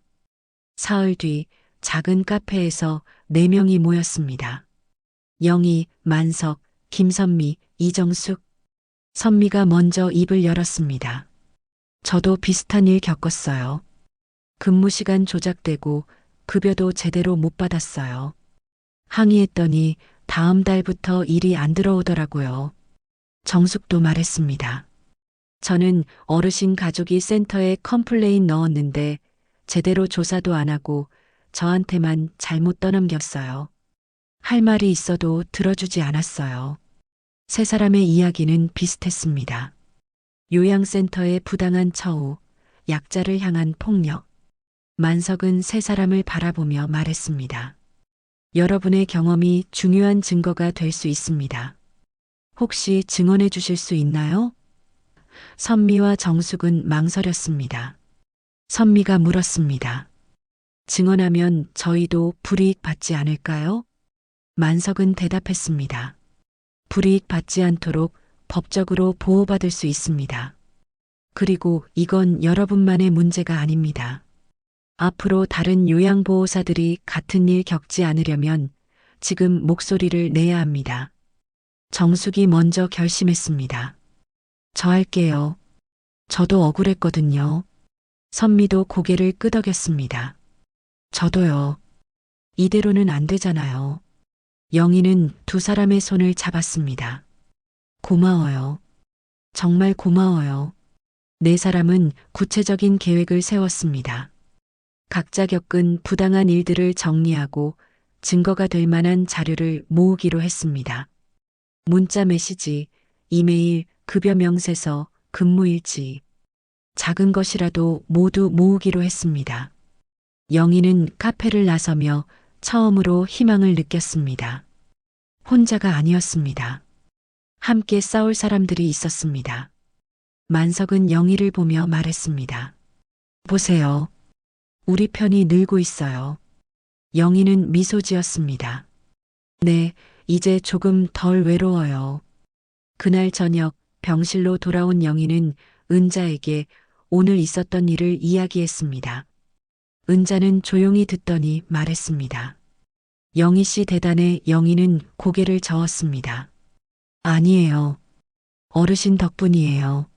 만석은 창가에 서서 밖을 바라보며 말했습니다. 이제 마지막 준비를 해야 합니다. 구청에 정식으로 민원을 제기하고 언론에도 알려야 해요. 영희는 놀라서 물었습니다. 언론이요? 만석은 고개를 끄덕였습니다. 네. 이 문제를 공론화해야 합니다. 그래야 센터와 수범 씨가 함부로 못해요. 영희는 불안했지만 동의했습니다. 이제 숨어서 해결할 수 있는 단계가 아니었습니다. 만석은 자신이 알고 있는 기자에게 연락하겠다고 말했습니다. 영희는 고개를 끄덕였습니다. 밤이 깊어지고 영희는 집으로 돌아갔습니다. 도윤이 거실에서 기다리고 있었습니다. 엄마, 오늘은 어땠어요? 영희는 도윤을 안으며 말했습니다. 좋았어. 엄마 혼자가 아니더라. 도윤도 영희를 꼭 안았습니다. 영희는 그날 밤 처음으로 편안하게 잠들었습니다. 여전히 힘들고 여전히 불안했지만 더 이상 혼자가 아니라는 사실이 영희에게 큰 위로가 되었습니다. 영희는 꿈을 꾸었습니다. 은자와 함께 공원을 걷는 꿈이었습니다. 은자는 웃고 있었고 영희도 웃고 있었습니다. 평화로운 꿈이었습니다. 2주일 뒤 구청 회의실에서 공식 조사 자리가 마련되었습니다. 참석자는 구청 사회복지과 담당자 2명, 요양센터 센터장과 장혜미, 수범, 그리고 영희와 만석이었습니다. 은자는 건강상 이유로 참석하지 못했지만 영상 진술을 준비해 두었습니다. 회의실은 긴장감으로 가득했습니다. 담당 공무원이 회의를 시작했습니다. 오늘은 오은자 어르신 관련 재산 관리 및 요양 서비스 제공 과정에서 발생한 문제들을 검토하겠습니다. 공무원은 자료를 펼쳤습니다. 처음에는 수범과 장혜미가 준비한 논리대로 회의가 진행되었습니다. 장혜미가 말했습니다.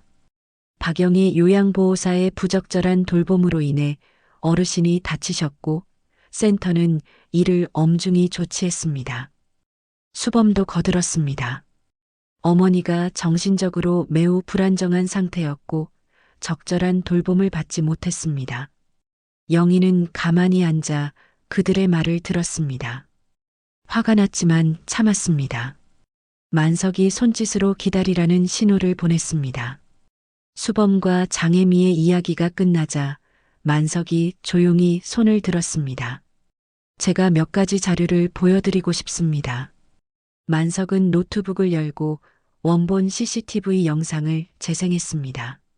화면 속에서 은자가 휘청이고 영희가 달려가 은자를 붙잡는 장면이 또렷하게 보였습니다.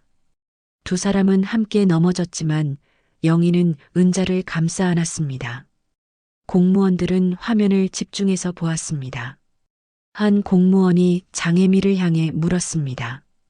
팀장님, 이 영상과 센터에서 제출한 영상이 다른데 설명 부탁드립니다. 장혜미는 당황한 표정으로 대답했습니다. 저는 가족분께 받은 영상을 그대로 사용했을 뿐입니다. 만석은 이어서 은자 명의로 작성된 대출 서류를 꺼냈습니다. 이 서류를 보시면 서명 부분이 은자 어르신의 필체와 다릅니다. 전문가 감정을 의뢰했고 위조로 확인되었습니다. 만석은 감정 결과서를 함께 제출했습니다. 수범의 얼굴이 창백해졌습니다. 수범은 항변했습니다. 그건 어머니가 몸이 불편하셔서 제가 대신 서명한 겁니다. 만석은 차분하게 대꾸했습니다. 대리 서명은 명백한 위조입니다. 게다가 은자 어르신은 이 대출에 대해 전혀 모르고 계셨습니다. 만석은 은자의 영상 진술을 재생했습니다. 화면 속 은자는 침대에 앉아 천천히 말했습니다. 수범이가 내 통장 가져갔어요. 도장도 가져갔어요. 나는 대출 받은 적 없어요. 몰랐어요. 은자의 목소리는 떨렸지만 분명했습니다. 회의실이 조용해졌습니다. 공무원들은 자료를 꼼꼼히 검토했습니다. 만석은 마지막으로 요양센터와 수범 사이의 계약서를 꺼냈습니다. 그리고 이 계약서를 보시면 요양센터가 수범 씨와 부적절한 거래를 했다는 정황이 드러납니다. 공무원이 계약서를 읽고 센터장을 바라보았습니다. 센터장님, 이 계약이 사실입니까? 센터장은 난처한 표정으로 대답했습니다. 그건 특수한 상황에서 이루어진 합의였습니다. 공무원은 고개를 저었습니다. 특수한 상황이라도 이런 계약은 부적절합니다. 만석은 추가 자료를 꺼냈습니다. 김선미와 이정숙의 증언서였습니다. 그리고 이 센터에서 부당한 처우를 받은 다른 요양보호사들의 증언입니다. 근무시간 조작, 급여 미지급, 부당 징계. 이 모든 것이 반복적으로 일어났습니다. 공무원들은 증언서를 읽었습니다. 표정이 점점 굳어졌습니다. 한 공무원이 말했습니다. 이 문제는 단순한 개인 간 분쟁이 아닌 것 같습니다. 센터 운영 전반에 대한 조사가 필요하겠습니다. 장혜미가 급히 말했습니다. 하지만 저희도 나름대로 최선을 다해 공무원이 장혜미의 말을 잘랐습니다. 팀장님, 근무기록 조작은 명백한 불법입니다. 변명의 여지가 없습니다. 수범이 자리에서 일어나며 소리쳤습니다. 이건 모함입니다. 저 사람들이 다 짜고 거짓말하는 거예요. 만석은 차분하게 대답했습니다. 모함이라고 주장하시려면 증거를 제시하세요. 우리는 모든 증거를 제시했습니다. 수범은 대답하지 못했습니다. 공무원이 말했습니다. 오수범 씨, 이거는 경찰 조사 대상입니다. 이미 고소가 접수되었고 수사가 진행 중입니다. 수범의 얼굴이 하얗게 질렸습니다. 센터장도 당황한 표정이었습니다. 공무원이 센터장을 바라보며 말했습니다. 센터 운영에 대한 전반적인 감사가 진행될 예정입니다. 그때까지 징계 조치는 보류됩니다. 센터장은 고개를 숙였습니다. 영희는 가만히 앉아 그 광경을 지켜보았습니다. 영희는 흥분하지 않았습니다. 소리 지르지도 않았습니다. 그저 조용히 사실만을 지켜볼 뿐이었습니다. 영희는 더 이상 피해자가 아니었습니다. 스스로를 지켜낸 주인공이었습니다. 회의가 끝나고 공무원이 영희에게 말했습니다. 박영애 선생님, 부당하게 징계받으신 부분에 대해 센터 측에 시정 요구하겠습니다. 그리고 급여 미지급 부분도 해결될 겁니다. 영희는 고개를 숙여 인사했습니다. 감사합니다. 회의실을 나서는 수범과 장혜미의 표정은 무너져 있었습니다. 수범은 복도에서 만석을 노려보았지만 아무 말도 하지 못했습니다. 장혜미는 센터장과 함께 조용히 사라졌습니다. 영희와 만석은 건물 밖으로 나왔습니다. 햇빛이 따스했습니다. 만석은 영희를 보며 말했습니다. 수고하셨습니다. 박 선생님. 영희는 눈물을 흘렸습니다. 이번에는 슬픔이 아니라 안도의 눈물이었습니다. 만석은 영희의 어깨를 두드렸습니다. 이제 끝이 보여요. 조금만 더 가면 됩니다. 영희는 고개를 끄덕였습니다. 네. 이제 조금 숨통이 트여요. 그날 저녁 영희는 병원으로 가서 은자에게 오늘 있었던 일을 이야기했습니다. 은자는 조용히 듣더니 눈물을 흘렸습니다. 고마워요, 영희 씨. 정말 고마워요. 영희는 은자의 손을 잡았습니다. 아니에요. 어르신이 용기 내주셔서 가능했어요. 만석도 병실에 와서 은자에게 말했습니다. 은자야, 이제 안심해도 돼. 수범이는 법적 처벌 받을 거야. 은자는 고개를 끄덕였습니다. 이제 편안해질 수 있겠네. 영희는 집으로 돌아가 도윤에게 모든 것을 이야기했습니다. 도윤은 영희를 꼭 안으며 말했습니다. 엄마, 대단해요. 정말 대단해요. 영희는 도윤의 등을 쓰다듬었습니다. 우리 이제 괜찮아질 거야. 그날 밤 영희는 오랜만에 편안하게 잠들었습니다. 싸움은 아직 완전히 끝나지 않았지만 이제 끝이 보였습니다. 영희는 꿈을 꾸었습니다. 은자와 함께 웃는 꿈이었습니다. 평화롭고 따뜻한 꿈이었습니다. 영희는 그 꿈속에서 처음으로 진짜 쉴 수 있었습니다. 석 달이 흘렀습니다. 겨울이 지나고 봄이 왔습니다. 영희는 예전처럼 요양 현장으로 돌아갔습니다. 하지만 이제는 조금 달라진 모습이었습니다. 영희는 요양보호사들의 권익을 함께 챙기는 사람이 되어 있었습니다. 구청의 조사 결과 요양센터는 여러 부분에서 위법 사항이 드러났습니다. 근무시간 조작, 급여 미지급, 부당 징계. 센터장은 경고 조치를 받았고 장혜미는 센터를 떠났습니다. 새로운 팀장이 부임했고 센터는 시스템을 전면 개편했습니다. 영희는 복직했지만 예전과 같은 자리로 돌아가지 않았습니다. 대신 요양보호사들의 근무 환경 개선을 위한 소규모 협의체에 참여하게 되었습니다. 센터와 구청 그리고 요양보호사 대표들이 함께 모여 문제를 논의하는 자리였습니다. 첫 회의에서 영희는 조심스럽게 의견을 냈습니다. 근무 시간을 정확히 기록하고 급여 명세서를 투명하게 공개해야 합니다. 그리고 요양보호사들이 부당한 대우를 받았을 때 신고할 수 있는 창구가 필요합니다. 새로운 팀장은 고개를 끄덕이며 말했습니다. 좋은 의견입니다. 시스템을 바꾸는데 시간이 걸리겠지만 하나씩 개선하겠습니다. 영희는 그 말을 듣고 조금 안심했습니다. 은자는 병원에서 퇴원한 뒤 작은 공립요양시설로 옮겨졌습니다. 시설은 집에서 가까운 거리에 있었고 영희는 주말마다 은자를 찾아갔습니다. 은자는 예전보다 건강해졌고 표정도 밝아졌습니다. 어느 토요일 오후 영희는 은자와 함께 시설 정원을 걸었습니다. 봄꽃이 피어 있었고 따뜻한 바람이 불었습니다. 은자는 영희의 팔을 잡고 천천히 걸으며 말했습니다. 영희 씨, 행복해?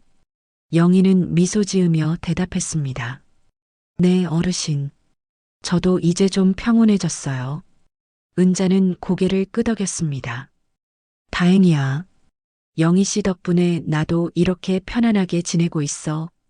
영희는 은자의 손을 꼭 잡았습니다.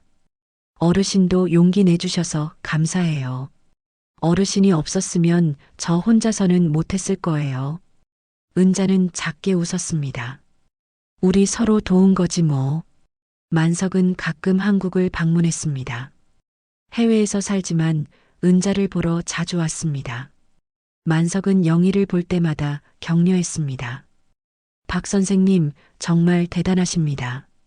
끝까지 포기하지 않으신 덕분에 많은 게 바뀌었어요. 영희는 겸손하게 말했습니다. 아니에요. 만석 선생님이 도와주셨기 때문이에요. 만석은 고개를 저었습니다. 아닙니다. 박 선생님이 먼저 용기를 내셨고 저는 그저 옆에서 도운 것뿐입니다. 수범은 법적 처벌을 받았습니다. 서류 위조와 재산 횡령 혐의로 징역형을 선고받았습니다. 은자의 재산은 되찾았고 영희 명의로 위조된 대출도 무효 처리되었습니다. 영희는 통장 압류에서 벗어났고 빚 문제도 차츰 정리되었습니다. 도윤도 변화했습니다. 도윤은 자신이 저지른 실수를 반성하고 제대로 된 일자리를 구하기 위해 노력했습니다. 영희는 도윤을 응원했고 도윤은 조금씩 자신감을 되찾았습니다. 어느 날 도윤이 말했습니다. 엄마, 저도 엄마처럼 당당하게 살고 싶어요. 영희는 도윤을 안으며 말했습니다. 넌 이미 충분히 당당해. 실수했지만 다시 일어섰잖아. 그게 중요한 거야. 도윤은 눈물을 흘렸습니다. 영희는 도윤의 머리를 쓰다듬었습니다. 영희는 비슷한 처지에 있는 사람들을 돕기 시작했습니다. 작은 상담 모임을 열어 요양보호사들이 겪는 어려움을 들어주었습니다. 근무시간 조작 문제, 급여 미지급 문제, 부당한 대우 문제. 영희는 자신의 경험을 바탕으로 조언했습니다. 어느 날 한 요양보호사가 찾아왔습니다. 선생님, 저도 센터에서 부당한 대우 받고 있어요. 어떻게 해야 할까요? 영희는 그의 손을 잡고 말했습니다. 먼저 증거를 모으세요. 그리고 혼자 싸우려 하지 마세요. 함께할 사람을 찾으세요. 영희의 이야기는 동네에서 조금씩 퍼졌습니다. 처음엔 조용한 소문이었지만 점점 더 많은 사람이 영희의 이야기를 들었습니다. 어떤 사람은 영희를 존경했고 어떤 사람은 영희를 본받고 싶어 했습니다. 어느 지역 신문은 영희의 이야기를 작은 기사로 실었습니다. 제목은 끝까지 포기하지 않은 요양보호사, 부당함에 맞서다였습니다. 기사는 짧았지만 영희에게는 큰 의미였습니다. 자신의 싸움이 헛되지 않았다는 증거였습니다. 김선미와 이정숙도 영희와 함께 협의체 활동을 했습니다. 세 사람은 자주 만나 이야기를 나눴습니다. 서로의 경험을 공유하고 앞으로 나아갈 방향을 논의했습니다. 세 사람은 친구가 되었고 서로를 의지했습니다. 어느 봄날 오후 영희는 은자와 함께 복도 창가에 앉아 있었습니다. 창밖으로 벚꽃이 흩날렸습니다. 은자는 벚꽃을 바라보며 말했습니다. 예쁘다. 영희는 고개를 끄덕였습니다. 네, 정말 예뻐요. 은자는 영희를 보며 말했습니다. 영희 씨, 고마워. 영희는 은자의 손을 잡았습니다. 저도 고마워요, 어르신. 두 사람은 그렇게 한참을 앉아 있었습니다. 말은 많지 않았지만 그 침묵은 따뜻했습니다. 영희는 창밖을 바라보며 생각했습니다. 이 모든 일이 끝나고 자신이 얻은 것은 무엇일까? 돈도 아니고 명예도 아니었습니다. 영희가 얻은 것은 존엄이었습니다. 나이 들어도 사람답게 살 수 있다는 확신이었습니다. 영희는 작게 중얼거렸습니다. 나이 들어도 사람답게, 끝까지 사람답게. 그 한마디를 지키려 한 싸움이었다. 은자는 영희의 말을 듣고 미소 지었습니다. 해가 기울고 창밖 벚꽃이 황금빛으로 물들었습니다. 영희는 은자와 함께 그 빛을 바라보았습니다. 두 사람의 뒷모습은 평화로웠습니다. 더 이상 싸울 필요가 없었습니다.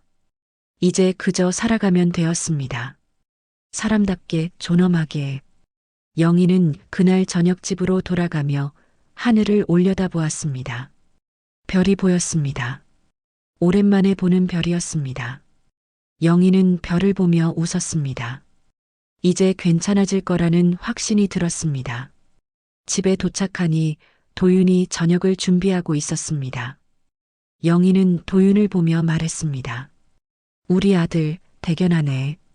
도윤은 웃으며 대답했습니다. 엄마한테 배웠어요. 영희는 식탁에 앉아 도윤이 차려준 저녁을 먹었습니다. 밥은 따뜻했고 반찬은 맛있었습니다. 영희는 밥을 한 숟가락 떠먹으며 생각했습니다. 이런 평범한 하루가 얼마나 소중한지, 이런 평범함을 지키기 위해 싸웠다는 것을. 밤이 깊어지고 영희는 침대에 누워 눈을 감았습니다. 오랜만에 편안한 잠이 왔습니다. 영희는 꿈을 꾸었습니다. 은자와 함께 벚꽃길을 걷는 꿈이었습니다. 두 사람은 웃고 있었고 세상은 평화로웠습니다. 영희의 이야기는 여기서 끝나지 않았습니다. 영희는 계속 살아갔습니다. 요양보호사로, 엄마로, 그리고 한 사람의 인간으로. 영희는 더 이상 두렵지 않았습니다. 나이 들어도 힘들어도 끝까지 사람답게 살 수 있다는 것을 증명했기 때문이었습니다. 그리고 영희의 이야기는 다른 사람들에게 전해졌습니다. 같은 처지에 있는 사람들에게, 부당함에 맞서 싸우는 사람들에게 영희의 이야기는 작은 희망이 되었습니다. 포기하지 않으면, 끝까지 싸우면 변화는 가능하다는 희망. 나이 들어도 사람답게, 끝까지 사람답게. 그 한마디를 지키려 한 싸움이었습니다. 이야기는 여기서 끝났습니다. 하지만 영희의 삶은 계속되었습니다. 평범하지만 존엄한 삶이. 그것이 영희가 원했던 전부였습니다. 오늘의 이야기가 마음 깊은 곳에 작은 울림이 되었다면 좋겠습니다. 우리는 모두 각자의 계절을 지나고 있으니까요. 앞으로도 여러분들의 하루에 잔잔한 위로를 건네는 이야기로 찾아올게요. 구독과 좋아요, 그리고 주인공에게 전하고 싶은 따뜻한 말들을 댓글로 남겨주세요. 여러분의 한마디가 누군가에게는 오래 기억될 위로가 됩니다. 지금까지 낭독의 계절이었습니다.